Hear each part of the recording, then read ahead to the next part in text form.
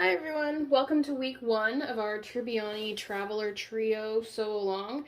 This is the medium bag. I wanted to show you how big it is so you can get an idea. So I did the medium, so obviously the large would be a little bit bigger. I think the large is actually 2 feet wide, and then the small will obviously be a little bit smaller than that. So the small is 11.5 inches wide. Let's see, this one is 17.5 inches wide.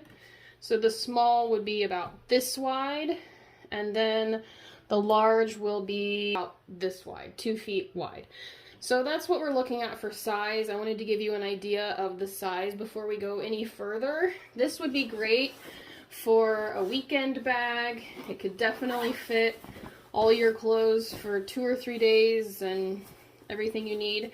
This one I actually put 2 interior pockets on the inside because I love pockets. It's hard to see with the black, sorry about that. But there are 2 interior pockets on the inside, and it's pretty simple to do that. You simply just put one on each side. The instructions do include how to include the interior pocket, so I just did it one on each side there. And I haven't put my straps on yet. I'm deciding what to do with the straps. I did do D-rings on this side, so I might do swivel clips and do a wider strap. I've used 1 inch here on the webbing and the hardware because that's what I had on hand.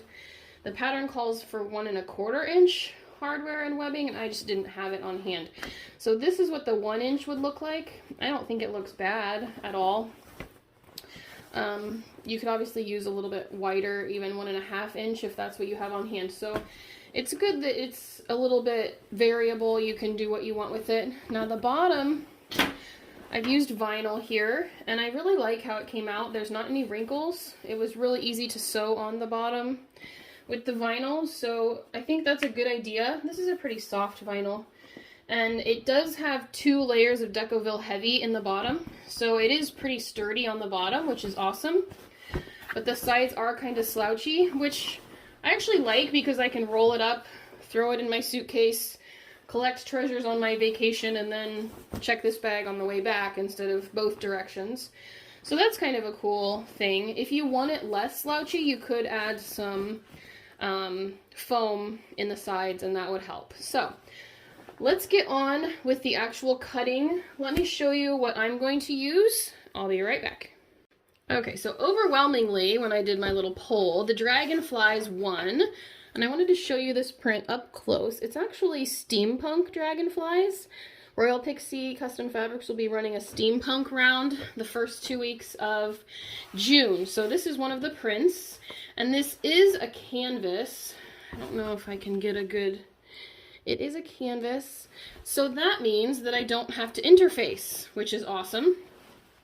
I could, if I wanted a little bit more oomph to it, but this one is out of canvas, and I really like how it turned out. So I think I'll stick with no extra interfacing, so that saves me on cutting if you want to use canvas. For the interior, I'm actually going to use a waterproof canvas so I don't have to interface the lining either.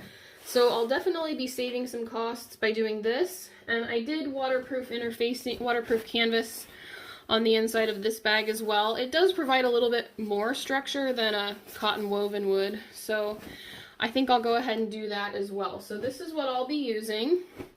I do need interfacing for the pockets because I won't be using canvas for that.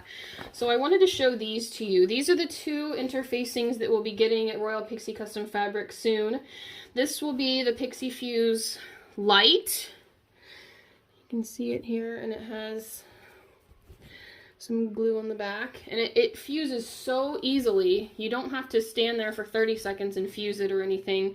It fuses right away. It's super easy. This one's a little bit thicker. This will be the Pixie Fuse Medium. I like to use this one for the handles and the sides of bags, things that do really need a little bit more oomph to them.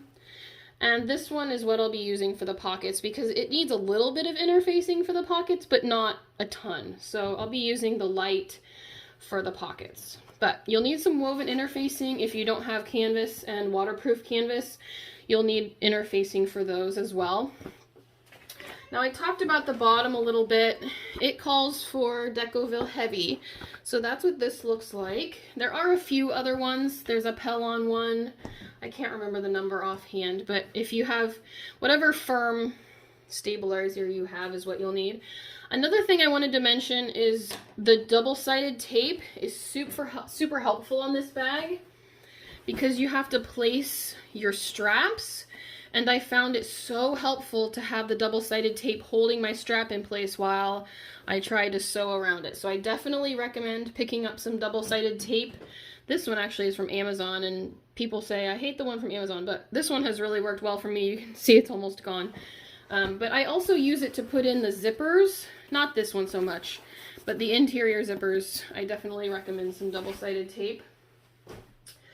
And actually, that's all. You'll just need some hardware, obviously, whatever hardware you're using. I've used 4 rectangle rings here and D-rings on the sides. Obviously, you'd want it to match whatever size webbing you have, so keep in mind your hardware. It really needs 1 zipper and 1 zipper pull, and then you have a number 3 zipper on the inside.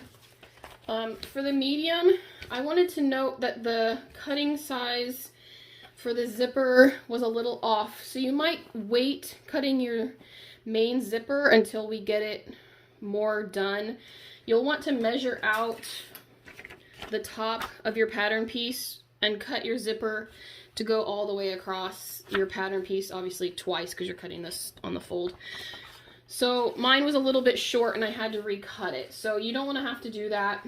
Make sure that your zipper is double this length, just to be sure. Also, while I have this pattern piece out, it does have this box here to cut out of your fusible fleece. Oh, I forgot to show you the fusible fleece that you'll need. I have it right here, actually.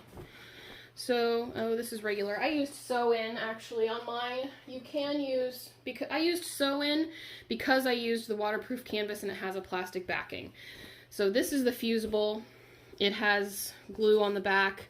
If you have cotton or something for your lining, you can definitely use the fusible. I used sew-in simply because I didn't want to melt my canvas on accident. And it actually worked fine. So if you have sew-in, that works fine as well. But this box here has you cut 1 rectangle out of one of the lining pieces, the fusible fleece pieces, because we put it on the lining and that's where we put our interior zipper. So don't cut this rectangle out of anything except 1 fusible fleece piece. If you're doing 2 interior pockets, then you would obviously cut it out of both. Okay, and the only other thing I wanted to note about cutting was don't forget this little piece of paper. It has your interior pocket measurements here, and it also has all of your webbing measurements. So you can go ahead and cut all of that for this week. I'm not going to go over how to fuse everything. I've done that quite a few times, so if you need help with fusing, you can go ahead and see one of the other week 1 videos. I'll post a link to it in the comments so you can find one of the week 1 videos where I actually go over how to fuse it and what I use for that. But go ahead and post a picture of all your cut pieces. You'll want to go ahead and interface them as well. You'll want your pieces and your webbing, and you can wait on your zipper if you want until we get to that place so that you make sure it's long enough. Alright, and that will be your week 1. See you all next week when we'll start sewing. Bye-bye.